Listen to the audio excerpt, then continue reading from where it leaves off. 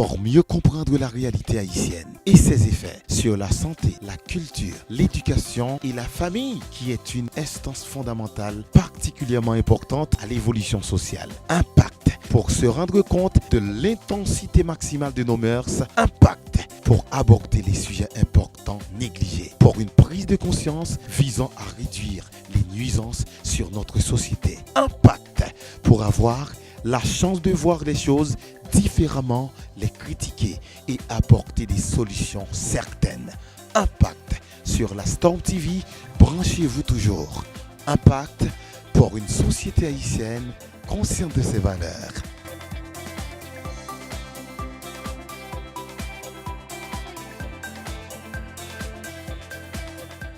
Bienvenue à vous, chers téléspectateurs. Vous êtes à l'heure de l'émission Impact.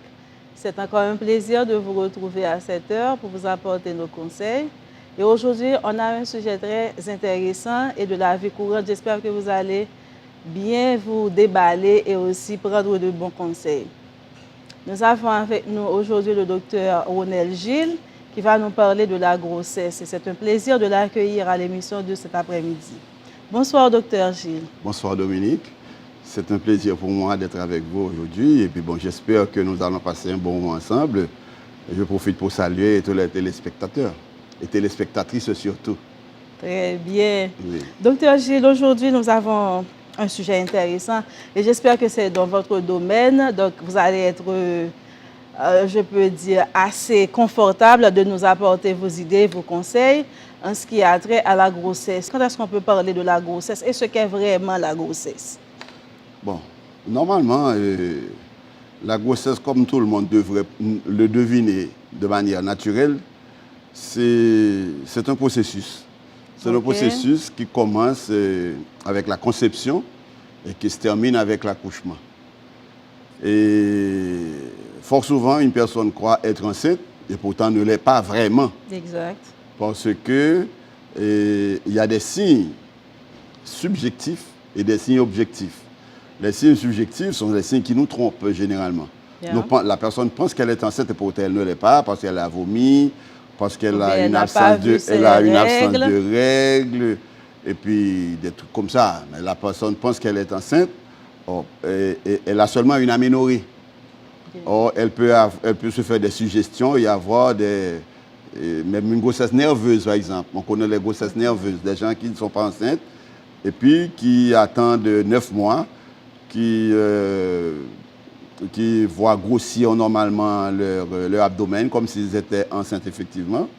Mais au bout du compte, il s'agissait tout simplement d'une grossesse nerveuse. Ça arrive généralement, et c'est une situation psychologique qui arrive généralement avec les femmes qui désirent fortement tomber enceintes. Okay. Et qu'étant donné qu'elles le désirent, il y a une situation qui empêche que cela arrive. Maintenant, elle se suggère. Elle se fait par psychologie. Oui, elle se fait une autosuggestion. Et à partir de ce moment-là, elle tombe. D'ailleurs, elles peuvent refuser d'aller voir le médecin parce qu'elles pensent que tout est bien, tout est correct. Et qu'au 9e mois, elle présente des douleurs. J'ai même assisté à une femme qui avait des douleurs de l'accouchement au terme de ces 9 mois, au terme de 9 mois d'une grossesse nerveuse. Je l'ai moi-même vécu à l'hôpital où je faisais ma résidence au Mexique. J'ai vu venir une femme avec de fortes douleurs, mais à l'examen, elle avait un utérus extrêmement petit, plus petit qu'une amande. C'est-à-dire que malgré tout, elle se croit enceinte. Malgré tout, elle se croyait enceinte. Donc, au fait, la grossesse, pour venir à on pourrait dire une définition vulgaire, okay. On pourrait appeler ça une situation un état, n'est-ce pas? Okay. Un état, on pourrait dire un état de reproduction. Bien. Parce que c'est un état physiologique. Exactement. C'est comme manger, digérer, donc s'accoupler et tomber enceinte. Mais comme ceci n'implique pas forcément cela, ce n'est pas toutes les fois qu'il y a accouplement qui est suivi de grossesse. Cela doit se faire dans une période bien déterminée pendant le cycle de la femme, de telle sorte que la grossesse va survenir quand toutes les conditions sont réunies. Et puis maintenant, bon, la personne, une fois les symptômes commencent à se manifester, devrait devoir visiter un spécialiste pour savoir ce qu'il y en est. Ce n'est pas toujours le cas d'une grossesse. Bien. Donc, en un mot, on peut dire, ce n'est pas toutes les fois lorsqu'il y a absence de règles ou bien qu'il y a des nausées qu'on peut parler exactement de grossesse. Donc, ça peut arriver qu'il y ait une autre complication de santé ou bien un autre problème survenant peut-être à un symptôme, disons, comme vous venez de dire, un état de grossesse qui n'est pas réel quand on dit une grossesse psychologique. Oui. Donc, ce n'est pas dans tous les cas qu'une femme peut penser à avoir des symptômes et puis se dit, puisqu'elle n'a pas vu ses règles, elle se dit qu'elle est enceinte, boum, elle n'a pas besoin d'aller voir son médecin, donc c'est déjà fait. Donc, en un mot, il faut qu'il y ait non seulement les signes, il faut qu'il y ait également l'absence de règles et aussi il faut que cette personne puisse aller voir un spécialiste pour faire les tests nécessaires. Donc, si je peux comprendre en gros, c'est ça. Oui, absolument. Parce qu'il n'y a pas de... Il y a une infinité, je veux dire, une infinité de situations au cours desquelles il y a absence de règles. L'absence de règles en soi ne veut pas dire grossesse. Il y a une infinité de pathologies, de maladies qui concernent la femme et qui va provoquer une absence de règles et que par conséquent, l'absence de règles en elle-même ne veut pas dire nécessairement qu'il s'agit de grossesse. D'accord. Et chers amis téléspectateurs, nous allons observer notre toute première pause et nous revenons tout de suite après pour continuer le débat. J'espère que déjà vous êtes bien installés et que vous allez participer avec nous à cette émission. À tout à l'heure. Effectuons un regard dans le passé, en se rendant compte de la disparité des valeurs morales et sociales haïtiennes. Depuis plusieurs années, suite à l'observation de l'effritement des valeurs de la démarche démographique et des causes boiteuses des rivalités de la société haïtienne, cela suscite forcément un besoin de communiquer. Et ça, c'est de l'impact. Impact, une émission socio-éducative. Impact pour éclairer la conscience sociale par des multiples constats, des causes et des faits socio-économiques afin d'interagir à l'encontre des mauvaises actions, sources de défaillance des valeurs sociales. Impact, avec des rubriques différentes, telles à la découverte. À qui ressemblez-vous? Impact, pour une société haïtienne consciente de ses valeurs.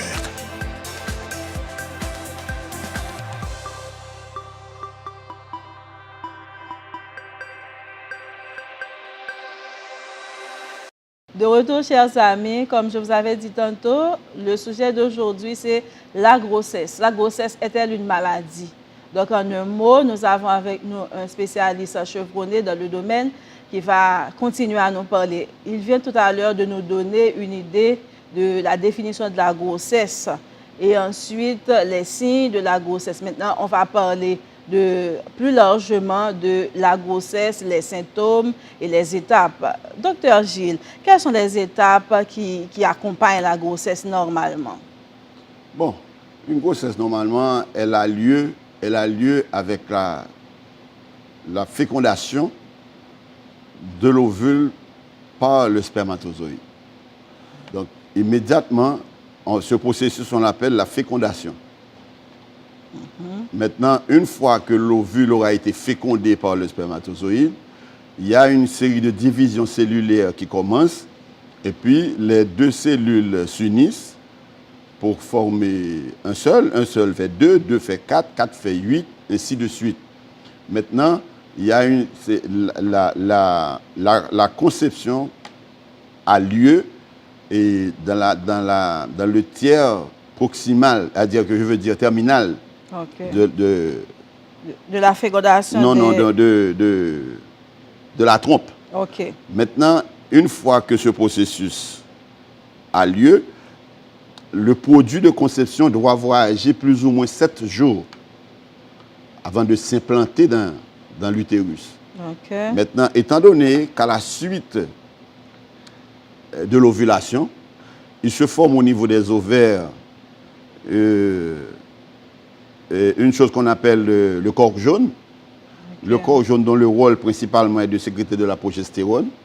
Cette progestérone-là prépare la matrice à recevoir le bébé. Puisque, comme son nom l'indique, on dit pro en faveur de, gestérone, gesta, donc c'est en faveur de la grossesse. Okay. Donc, dans à peu près 7 jours, le produit de la conception voyage à travers la trompe et va s'implanter dans le sein de la mère. C'est ce qu'on appelle l'implantation ou nidation.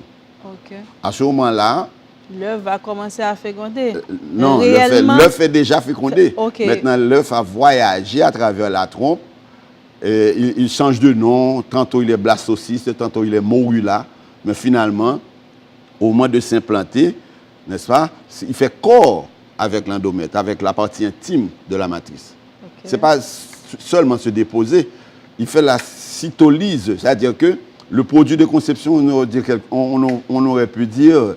Une symbiose? Non, mange la partie où Okay. où il va s'implanter pour être finalement absorbé, couvert Okay.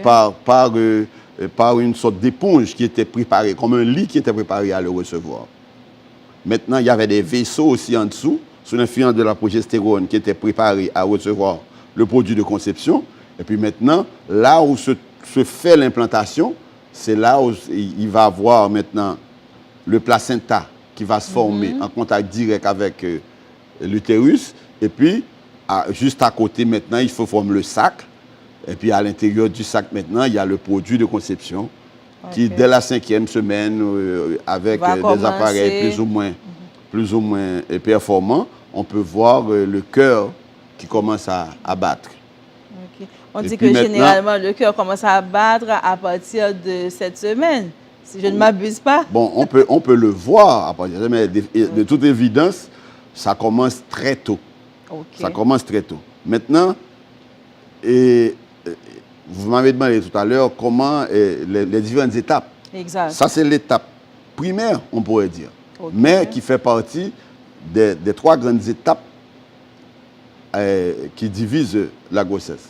Okay. Nous autres, nous divisons la grossesse en 3 trimestres. Le premier trimestre, le deuxième et le troisième. Le premier trimestre, 3 mois. Le deuxième trimestre, ça fait 6 mois. Le troisième, ça fait 9 mois. 9 mois. Donc, le premier trimestre, c'est le trimestre le plus, je pourrais dire, le plus important. Parce que c'est là que va avoir lieu ce qu'on appelle nous autres l'organogénèse. C'est là que se forment les organes. Okay. Les organes de la personne qui a naître. Okay. Hein, le cœur, les poumons, les doigts, le cerveau, le tube neural, les membres, l'œil, les yeux, etc. Maintenant, au terme de ces 3 mois, le produit maintenant commence à affiner, commence les organes commencent à avoir une certaine maturité. Donc, on pourrait dire maintenant qu'à partir du 3e trimestre, ces organes déjà formés et bien constitués vont atteindre de la maturité de plus en plus et le produit va prendre du poids. Et puis, jusqu'à ce que maintenant, à cause du poids, à cause du liquide amniotique, à cause de divers facteurs, maintenant la personne va avoir envie, va avoir des douleurs, des contractions, le moment venu. Et là, on va dire si elle a envie des sucreries, c'est une fille. Non, dans le premier trimestre, généralement, et la personne, sous l'effet de la progestérone, justement, qui est en faveur de la grossesse, c'est une hormone qui est sécrétée en faveur de la grossesse, la personne va expérimenter, pas toutes les personnes, mais on pourrait dire les 2 tiers des personnes vont expérimenter ce qu'on appelle des envies. Il y a qu'on appelle pica, dans le terme normal. Il y a des personnes qui même débouchent ce qu'on appelle la géophagie, qui veulent manger de la terre.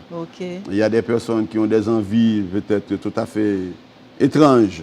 Mais ce n'est pas méchant, c'est simplement sous l'effet des hormones qui accompagnent la grossesse, qui atteignent un certain pic à ce moment-là. Maintenant, bon, au fur et à mesure que la personne maintenant traverse au 2e trimestre, ce genre de symptômes ont tendance à s'atténuer puisqu'il y a une certaine stabilisation, tu vois, de la progestérone qui ne provoque plus autant de malaise. Et puis à ce moment-là, bon, la personne, la grossesse continue son cours, normal. Et docteur Gilles, généralement on dit, alors dans notre langage courant en Haïti, je dis depuis si fille a envie de manger et que ça a envie de manger, elle pas je dis depuis le moment où on partit dans le corps quelconque, c'est mon ap marqué. Bon, comment expliquer le phénomène ça? Bon, ça fait partie des croyances populaires. Mais je lisais récemment, je ne me rappelle plus où, qu'il y avait une certaine une certaine relation. Réalité quand même. Une certaine, oui, parce qu'on a vu des gens apprendre à leur bébé à écouter de la musique classique. Exactement. On a vu des gens apprendre leur bébé à... Et ça a marché également. Et ça a marché. Il y a une expérience qui a été faite, je crois, en Argentine, où le père était un pianiste, était un maître. Maintenant, il a tout montré à son enfant alors qu'il était dans le sein de sa maman. Maintenant, l'enfant, au moment... À la naissance? Pas exactement à la naissance. Quand il a atteint un certain âge, il savait tout. Il était au courant de tout cela. Puisqu'il a déjà fait connaissance avec il avait peut-être reçu l'information. Et on a vu aussi que quand on fait écouter de la musique, quand le bébé est inquiet, etc., de la musique douce pouvait peut-être... le calmer. Exactement. Il n'y a pas une base, on ne peut pas... scientifique pur, tout à fait cartésien que c'est ça, mais il est un fait que statistiquement parlant, on a noté il y a que des relations quand même de cette information. Oui, mais pour cette histoire d'envie, bon, chez nous, il y en a pas mal, les gens qui avaient envie de griot, et puis maintenant, la maman se gratte, et puis il y a comme un morceau de griot qui apparaît sur le site où la maman avait gratté.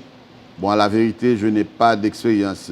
Donc, scientifiquement, on ne peut pas le prouver, mais quand même, il y a certains faits une certaine évidence, qui expliquent réellement. Oui, voilà. Mais il est clair aussi que les mamans, au moment de le constater, c'est à ce moment-là qu'elles disent qu'effectivement, j'avais envie de telle chose.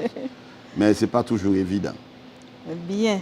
Donc, on a parlé des étapes normalement de la grossesse. Oui, premier, deuxième et troisième trimestre. Troisième trimestre. 3 trimestres. OK. Maintenant, si on peut dire, et docteur Gilles, on parle de différents types de grossesse. Quels sont les différents types de grossesse? Par exemple, toujours en Haïti, la CAI nous dit, il y a des gens qui sont enceintes, qui ne sont pas en de matrice, il y a de matrice, et là, ça, le docteur dit que il y a une fragilité pour les gens et pour maman. Comment expliquer ça ou même l'expérience par? On ne pourrait pas dire que carrément que c'est un type de grossesse en soi. Okay. Tu vois, il y a des grossesses, une grossesse normale a lieu à l'intérieur de l'utérus, normalement. Okay. Mais immédiatement, on peut parler de grossesse normale et de grossesse anormale. OK? De grossesse normale. La grossesse normale n'est pas pathologique et la grossesse normale est pathologique. La grossesse anormale est pathologique parce que elle peut se trouver dans un site qui est hors de la matrice. Parce que quand la fécondation a lieu en dehors de la trompe, par exemple, ou même dans la trompe, mais et que après avoir eu lieu dans la trompe, parce qu'il y avait une infection ancienne, etc., la lumière de la trompe a diminué et que pendant le processus de division cellulaire, le produit de conception a grandi et ne peut plus passer dans la lumière de la trompe, maintenant a tendance à continuer à grandir dans cet espace-là qui n'est pas fait pour lui. À partir de ce moment, c'est un produit qui n'a pas pu voyager pour aller s'implanter. Donc, il n'y a pas eu de nidation. Donc, ce produit reste et maintenant provoque ce qu'on appelle une grossesse ectopique. Ectopique veut dire extra-utérine, extra en dehors de l'utérus. Donc, maintenant, c'est une grossesse considérée comme étant anormale et potentiellement dangereuse pour la mère. Et puis, avec un pronostic pratiquement grave pour le produit de conception. Il est peu probable qu'une grossesse ectopique puisse arriver à terme. Il y en a qui arrivent à terme, les grossesses abdominales. C'est-à-dire que qui se font pas dans la trompe, mais qui se font dans l'abdomen.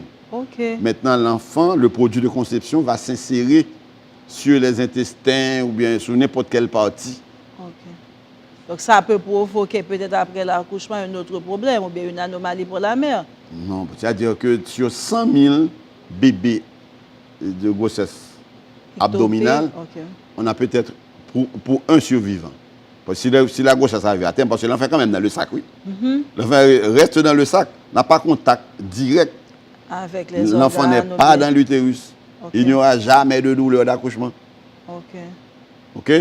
Maintenant, c'est par un examen fortuit qu'on va s'en rendre compte.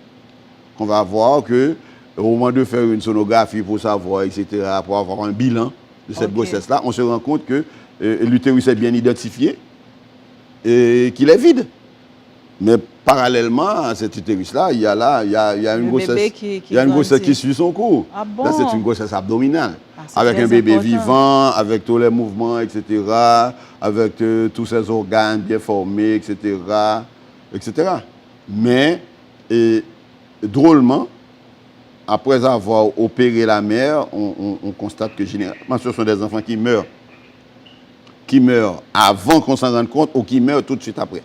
Ok. Ah bon, donc ce n'est pas une affaire qu'on peut prendre à la légère, la grossesse. Oui, et puis, conséquemment, on ne peut pas enlever le placenta. On est bien obligé de laisser le placenta. De laisser l'enfant Oui. là où Non, on prend l'enfant. Ok. Mais on ne peut pas. Mais comme d'habitude, le dit, on mettait au cela tuerait la maman. Sous retirer Ok. le placenta, on tuer maman. Ok. Sous décoller, on tuer maman. Oh là là. Donc, il faut quitter le placenta en place parce que le corps va s'en charger. La manger, la phagocyter, la dégrader, la finir pour coller. Ok. En dedans maman. Ah bon? Oui. Mais est-ce que plus tard, ça ne va pas causer des problèmes d'infection pour la mère? Ça dépend des conditions dans lesquelles les choses ont été faites. Ok. Parce qu'une grossesse normale, un accouchement normal, une césarienne apparemment normale peut conduire à une infection. Donc, normalement, une gestante comme telle devrait quand même suivre son médecin jusqu'au terme de sa grossesse. Bon, c'est là Chez nous, c'est un grave problème. Non, mais c'est là le thème du jour. Yeah. C'est-à-dire que la grossesse en elle-même, bon, écoutez, comme je disais, c'est un état. Et on n'est pas obligé d'aller voir le gastro-entérologue parce qu'on a mangé. OK? Mais on peut avoir mangé, avoir une intoxication. À ce moment-là, on est bien obligé d'aller le voir. Exact. Bon, il en est de même. Mais dans le cas spécifique de la grossesse, ce n'est pas un phénomène qui peut être heureux, mais qui peut s'accompagner de certaines complications. Et de là, la nécessité de voir un spécialiste dès le début. OK. Oui. Et normalement, docteur Angie, nous parlons alors, pas type de grossesse, vraiment de complications de grossesse normale, grossesse anormale. Et nous connaissons tout, gagnons que on parlait de aménorrhée, dysménorrhée, nombre de semaines de grossesse, nombre de semaines d'aménorrhée, tout ça. Comment expliquer ça? Ou bien on prend pause, on pour retourner après? Non, je n'ai pas trop bien saisi la question. OK. Alors, le terme mieux, c'est que on dit que en période d'aménorrhée et ça, c'est les pétitions. De grossesse, si on peut le dire. Donc, comment on même expliquer? Bon, nous autres, nous n'admettons pas cette histoire de perdition. OK, parce que la science ne le reconnaît pas. Non, quel rapport? C'est-à-dire que s'il y a eu grossesse, bon, il y a grossesse. Maintenant, s'il n'y a pas eu grossesse, la personne dit non, j'ai passé tout ce temps-là à régler, c'est un enfant. Je connais une dame, quand j'étais enfant, qui a dit que son enfant, son fils, avait passé 2 ans dans son sein. Ah bon? Parce qu'elle a passé toute une période à régler régulièrement alors qu'elle était enceinte. Oui. La vérité, c'est qu'elle ne l'était pas. Non, la vérité, c'est qu'elle ne l'était pas. Et puis qui dit toujours réglé. Non, elle ne règle pas, elle saigne. OK, donc la il y a une personne peut saigner pour X raisons. Une personne enceinte peut saigner. Okay. Une personne enceinte mais ce n'est pas vraiment la présence des règles. Je peux comprendre maintenant. Ce n'est pas les règles. Quand on régler n'est pas saigner. Saigner, OK. Oui. Régler, c'est régler. Régler, c'est un phénomène physiologique pour toute femme, n'est-ce pas, qui n'est... Et la maturité de ses organes. Exactement. Je veux dire, entre 13 et 44 ans pour les Haïtiennes. Règles de manière régulière. Ce sont des règles. Okay. Mais un saignement peut survenir pendant la grossesse pour X motifs. Okay. Un décollement partiel de placenta, par exemple. D'ailleurs, tout au début, au moment de l'anidation, la personne peut saigner un petit peu. Tout au début de la grossesse, on peut dire dans les 7 premiers jours de la grossesse, la personne peut saigner et quoi qu'elle a réglé. Okay. Alors qu'elle n'a pas réglé. C'est juste un saignement. C'est un saignement que nous autres, bon, peut-être par défaut, nous appelons un saignement d'implantation, nous disons nous autres, parce que l'enfant, au moment de s'implanter, fait la lise, mange, le produit mange l'espace où il va s'implanter. À ce moment-là, la personne peut avoir un petit saignement de rien du tout. Okay. Mais ce ne sont pas des règles. Et fort souvent, la personne confond ce saignement-là avec des règles et te dit, mais non, docteur, j'ai réglé, bon, il compte venir 3 jours, mais je crois que ça a venir 2 jours, les pas de venir en pile, c'est vrai, mais je ne peux pas comprendre comment on fait dire enceinte. Alors qu'elle porte un bébé normal qui n'a aucun problème. Le test prouve qu'elle est enceinte. Oui. Tout à fait. Donc, nous allons quand même observer une pause pour revenir parce que le débat est tellement intéressant. Oui. On n'a pas voulu prendre quand même le break, mais il faut en prendre. Nous revenons tout de suite après, chers amis, pour continuer le débat. À tout de suite. Impact pour mieux comprendre la réalité haïtienne et ses effets sur la santé, la culture, l'éducation et la famille qui est une instance fondamentale particulièrement importante à l'évolution sociale. Impact pour se rendre compte de l'intensité maximale de nos mœurs. Impact pour aborder les sujets importants négligés. Pour une prise de conscience visant à réduire les nuisances sur notre société. Impact pour avoir la chance de voir les choses différemment, les critiquer et apporter des solutions certaines. Impact sur la Storm TV, branchez-vous toujours. Impact pour une société haïtienne consciente de ses valeurs.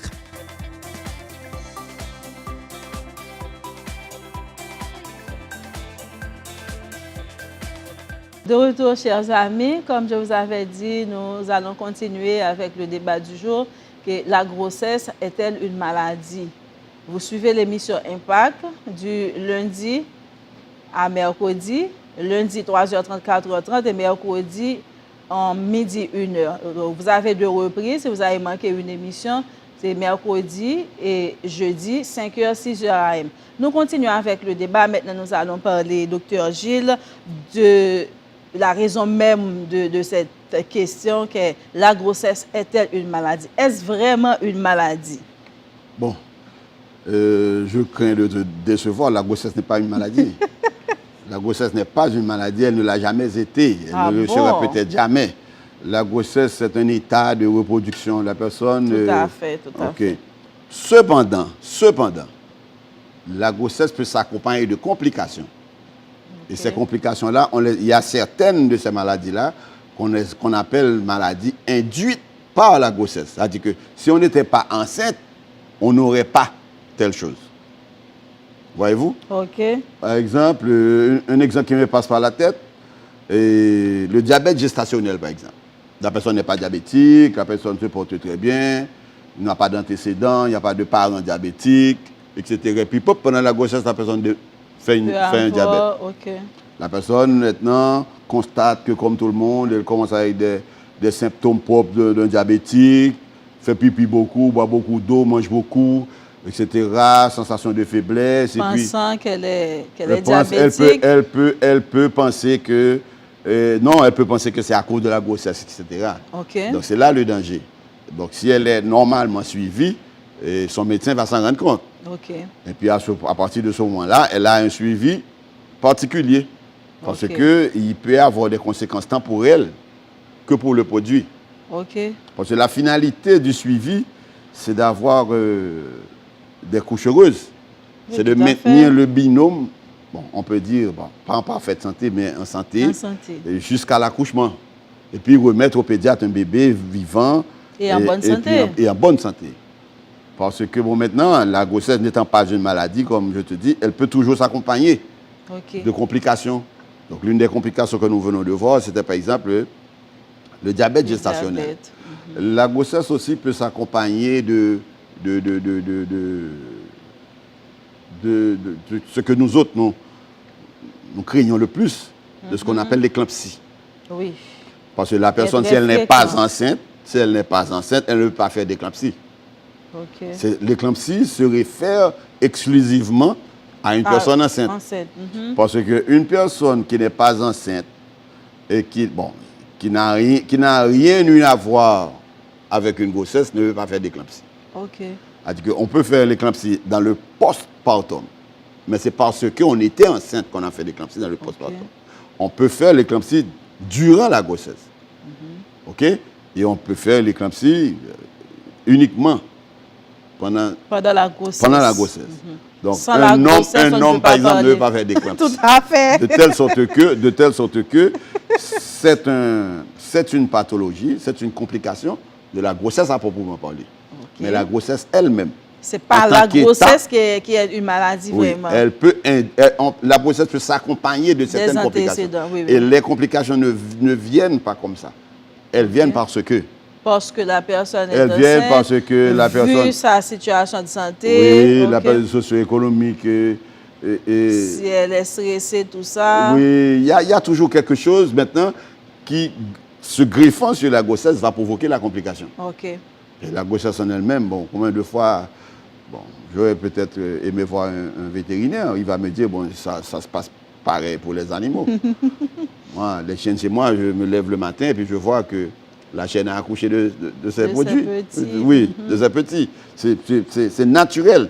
Mais par contre, si cette chienne n'avait pas reçu assez de soins, etc., elle peut provoquer... exactement, elle peut mourir, elle peut avoir des complications. OK. Oui. Mais ce n'est pas la grossesse en qui est elle-même. Non, qui est la grossesse en elle-même n'est pas une maladie. Et elle s'accompagne une infection des voies urinaires, par exemple. OK. Et ce n'est pas la grossesse en soi qui provoque l'infection des voies urinaires. Voyez-vous? Et la grossesse en elle-même, et je veux dire une grossesse normale. Hein. Oui. Grossesse normale. Oui, jusqu'à présent, on parle... Parce qu'il y a des grossesses qui ne sont pas normales. Oui. Une grossesse molaire n'est pas normale. Une grossesse femme enceinte du 1er jusqu'au 9e mois. Oui. C'est une grossesse avec un produit, n'est-ce pas, peut s'accompagner de complications. Sans aller trop loin, docteur Gilles, on parle également des différents termes qu'on peut donner aux produits de la gestante. On parle de telle période à telle période, on parle d'embryon, etc. Voilà. Expliquez-moi un petit peu. En tout premier lieu, c'est l'embryon. L'embryon, oui. OK. Après, maintenant, c'est le fœtus. Le fœtus. OK. Maintenant, après le fœtus, maintenant, c'est... Le bébé. C'est le bébé en soi. Okay. L'embryon, le mot l'indique, c'est le stade embryonnaire. Oui. Là où le fœtus, maintenant, il se définit en tant qu'un produit, en tant qu'un produit de conception apte à continuer le processus. À identifier les membres. Oui, ça, apte à continuer le processus. Voyez-vous? Donc, maintenant, dans tous les cas, on parle de produit de conception. C'est parce que nous autres, pour empêcher tout amalgame, nous préférons généralement dire le produit. Oui. Avec le produit, c'est le produit de la conception. Ce n'est pas quelque chose qui apparaît comme ça, comme par hasard. Tu ne peux pas dire, docteur, à te dire, les mon cheval. Oui, son monde, les c'est nous parlons, nous autres, de produits de conception. De produits de conception. Bien. Donc, tout à fait, chers téléspectateurs, vous voyez comment c'est une étape qui est très, très précieuse dans la vie, l'étape de la reproduction.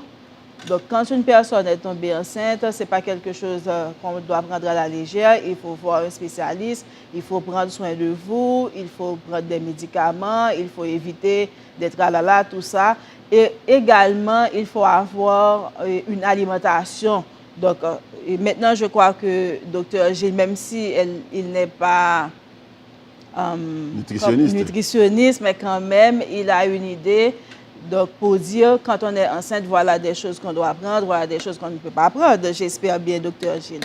Oui, bon, c'est-à-dire que dès qu'on sait maintenant que la femme sait qu'elle est enceinte et qu'elle attend un bébé, dans les meilleures conditions, ce n'est pas un œuf clair, ce n'est pas un molidatiforme, parce que l'œuf clair, c'est un produit de conception, mais qui n'a pas de bébé. OK.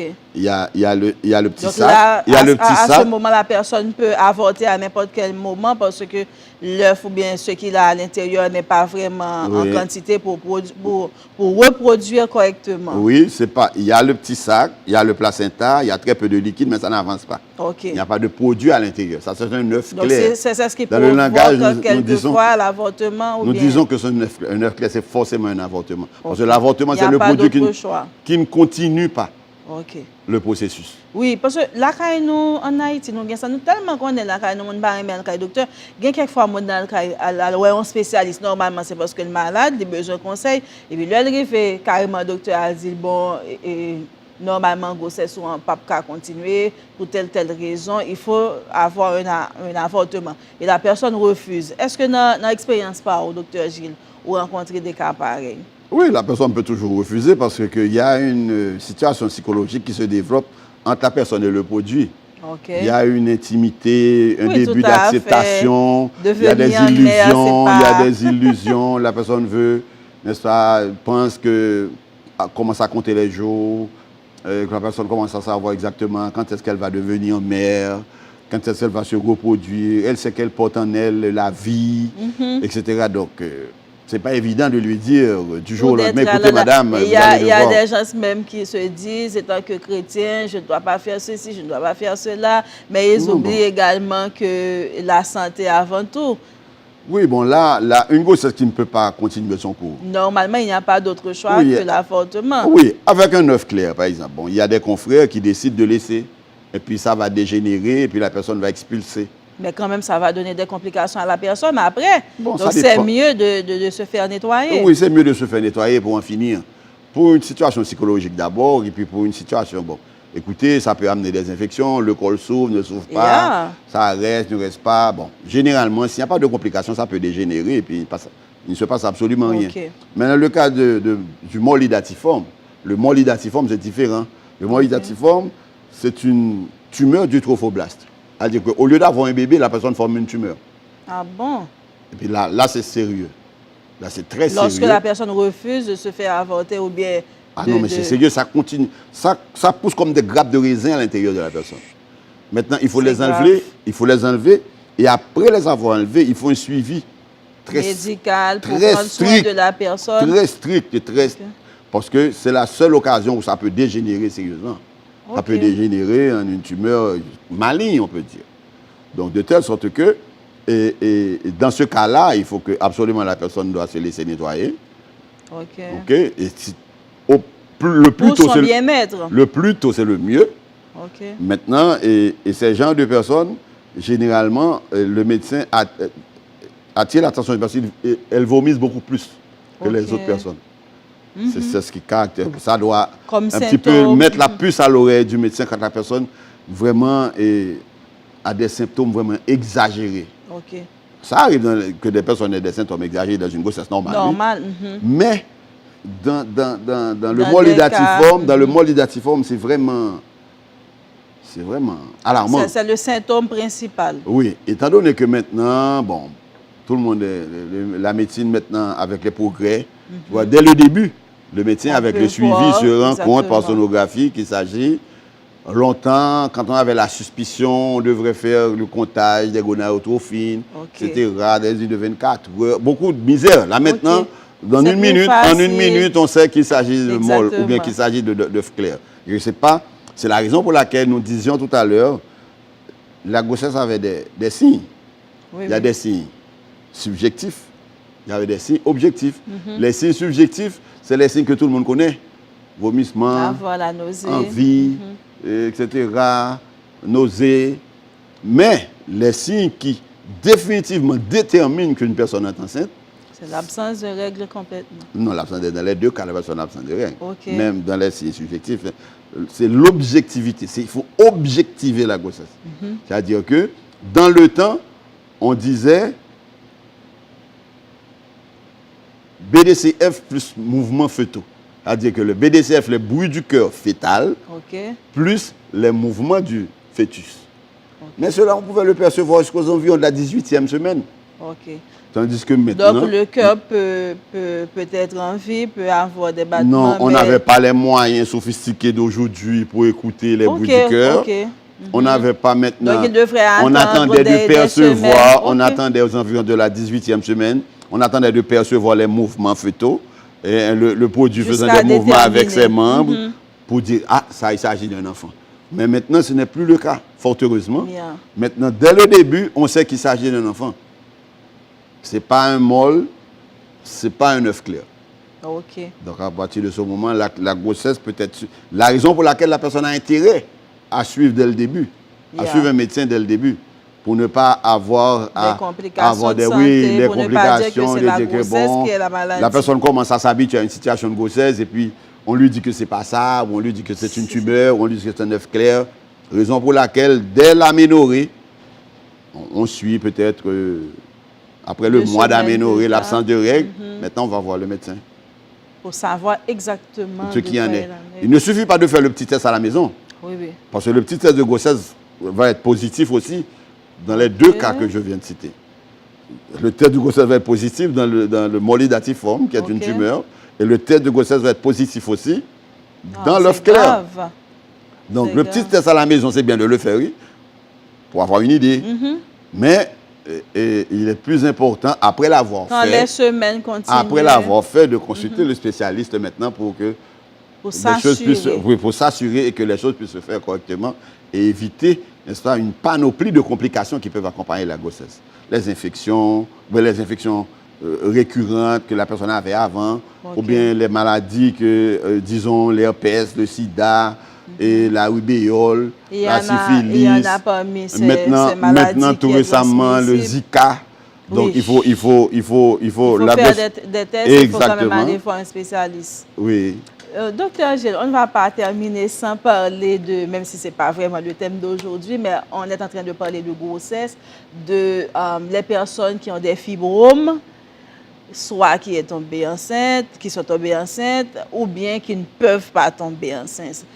Expliquez-nous un petit peu, est-ce que vraiment une personne qui a une ou bien des fibromes peut tomber enceinte ou pas? Bon, une personne qui a des fibromes peut tomber enceinte. Il s'agit tout simplement où est-ce que se situent ces fibromes-là. Ok, c'est là le danger. Il y a des fibromes qui mécaniquement obstruent les trompes. Maintenant, si les trompes sont bouchées, il n'y a aucun moyen. Ils sont bouchés mécaniquement. C'est-à-dire que les fibromes vont empêcher la grossesse, tout dépend du site de ces fibromes-là. Il y a des personnes qui ont de gros fibromes, mais qui non seulement tombent enceintes, mais arrivent à mener à terme leur grossesse. OK? Maintenant, il y a des fibromes intramuraux, il y a des fibromes sous-séreux, il y a des fibromes... Vous comprenez? Et ça dépend où est-ce qu'ils se situent. Où est-ce qu'ils se situent et quelles sont leurs grosseurs. Parce qu'il y a à un moment de la durée, le fibrome peut faire compétition avec le produit, parce que le produit a besoin d'un espace pour se développer. Maintenant, il y a tellement de gros fibromes, on en a vu tellement de gros, que ça peut maintenant constituer une barrière, un problème mécanique pour le bébé.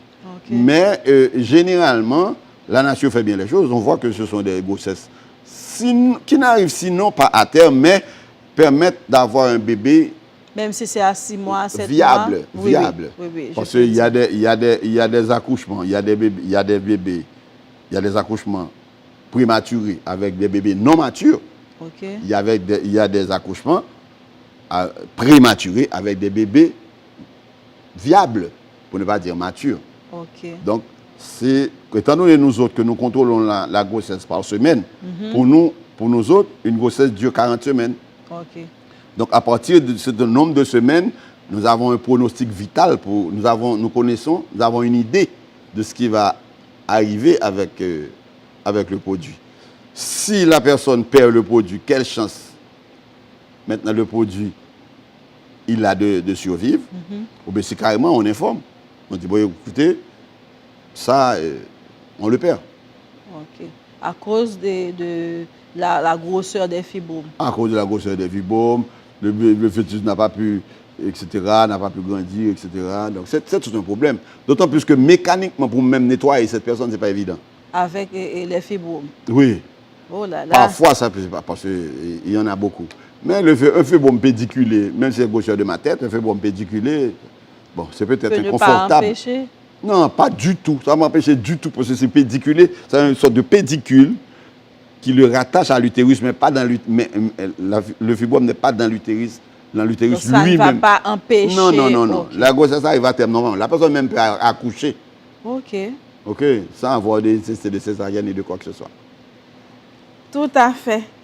Docteur Gilles, on n'a pas vraiment les mots pour vous remercier parce que le sujet était vraiment intéressant et on a tellement de questions, on n'a pas à en finir.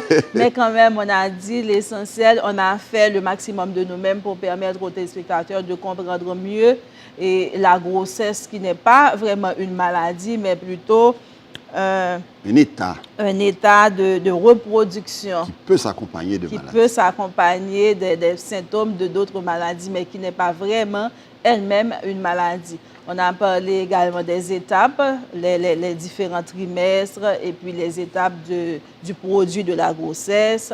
On a parlé de différents symptômes, de différentes maladies qui peuvent accepter la gestante pendant qu'elle porte. On en a effleuré quelques-unes. OK, exactement, parce qu'on n'aura pas vraiment le temps de tout dire.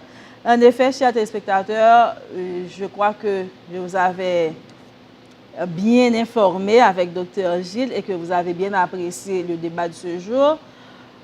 En un mot, quand une personne est enceinte, elle ne doit pas prendre ça à la légère, elle doit voir un spécialiste, plus précisément un gynécologue, si j'ai bien dit, Dr Gilles. Bon, oui, un obstétricien. Ok, si on comme peut ici, dire. On fait les deux. Généralement, on fait les deux. Exact. Donc, ce n'est pas quelque chose qu'on doit prendre à la légère parce que vous portez la vie. Donc, quelqu'un qui porte la vie doit s'informer et doit aussi connaître comment ce qu'elle porte ou bien le produit qu'elle a dans son sein évolue. Donc, on ne doit pas rester à la maison, faire comme des années 1920 pour dire que maman, grand-mère avait fait ceci, grand-tante avait fait cela, donc je peux le faire aussi. Mais non, il ne faut pas faire cela parce que la science évolue, il faut également évoluer parce que la science évolue, l'atmosphère évolue également, Dr Gilles. Oui. Donc, l'environnement qu'on avait en 86 n'est pas le même d'aujourd'hui. En effet. Tout à fait. Donc, il ne faut pas rester à la maison quand on est tombé enceinte ou bien quand vous portez un enfant. Il faut aller voir son médecin. Il y a des précautions à prendre. Il y a une alimentation saine. Il y a tout un tas de choses qu'on doit faire quand on est enceinte. Donc, le mot de la fin, Dr Gilles, c'est quel conseil vous pourrez promulguer à ces femmes qui tombent enceintes? Bon, d'abord, j'exprime un certain regret de ne pas pouvoir épuiser tout à fait le thème, puisque bon, le temps nous fait toujours la guerre dans ces histoires-là. Donc, nous n'étions pas venus ici pour embrasser toutes les implications de l'obstétrique avec ses joies et ses malheurs, et qui fort heureusement ont beaucoup diminué ces derniers temps avec les avancements de la science. La science, tout à fait. Donc moi-même j'étais tout à fait heureux de me trouver sur ce plateau avec toi, Dominique, pour m'entretenir d'un sujet qui me passionne personnellement, puisque bon, je vis de ça, et puis je le fais avec beaucoup de passion, et autant communiquer un petit peu avec le public, ça m'a fait beaucoup de plaisir. Donc j'espère que il y aura d'autres occasions, n'est-ce pas, Dominique? Tout à fait, tout à fait. Pourquoi pas, Dr Gilles? Oui, donc puisqu'il y en aura d'autres, nous nous réservons, n'est-ce pas, le plaisir de parler d'autres sujets, n'est-ce pas, en rapport avec la grossesse. Avec la grossesse ou avec la femme tout court, puisque nous nous occupons d'elle. Et je disais une fois à une amie que je sentais la femme. C'est-à-dire que je me mets dans sa peau et je sens tout ce qu'elle ressent. Et vous êtes le produit d'une femme, tout à fait. Oui, et c'est une impression qui ne peut pas se départir de moi. Quand une personne est en travail, je sens un petit peu ce qu'elle sent. Donc, quand elle a ses émotions, quand elle tombe enceinte, etc. Vous avez tellement d'expérience. Oui, je les partage, je me sens, enfin, content de pouvoir les partager. Oui, très impliqué. Et je crois que pour nous, obstétriciens, c'est une source de joie aussi, le travail que nous faisons. D'aider les femmes à mettre au monde, à conduire et ce que Dieu nous a demandé de faire, à continuer la procréation. C'est ça, avoir une grossesse heureuse et des couches heureuses. Tout à fait. Donc nous sommes là pour ça. Et puis, bon, c'est ce que je peux dire de plus. Moi-même, ce que je peux ajouter à toutes les femmes qui me regardent, je peux leur dire que moi, je l'ai prescrit Dr Gilles. Donc, si vous avez besoin d'une consultation ou bien vous avez besoin de retrouver Dr Gilles, vous n'avez qu'à prendre contact avec lui au 36 72 29 25 ou bien passer à l'angle de la rue Elberne et Bois-Vernat. Donc, c'est ce que je peux ajouter moi-même parce que le Dr Gilles, c'est vraiment un expert dans le domaine. Je ne peux pas dire que c'est l'idéal ou bien c'est l'ultime, mais quand même, il fait bien son travail. Donc, je peux quand même vous prescrire ou bien vous inviter. Tu peux témoigner. Exactement. Tout à fait. Okay. Donc, je peux rendre témoignage des consultations, des services de ce type-là que vous venez d'avoir à cette émission. Donc, je reprends le numéro de contact, c'est le 36 72 29 25. C'est comme un père, un ami, vous pouvez lui confier vos pathologies, vos besoins, vos problèmes en cas de santé, en cas de femme, parce que c'est son travail. Donc, je vous dis bonsoir et merci d'abord à Dr. Gilles qui a répondu à notre invitation. Merci au staff technique. Merci à vous, chers téléspectateurs et téléspectatrices. Merci à tout le monde, tout un chacun qui a rendu cette émission une réussite. Je vous donne rendez-vous à la prochaine et je vous dis déjà merci. Donc, les commanditaires, je ne vais pas vous oublier. Et vous pouvez me contacter au 37 74 88 19 ou bien 32. J'ai oublié l'autre numéro. Ou bien vous pouvez m'écrire sur Facebook.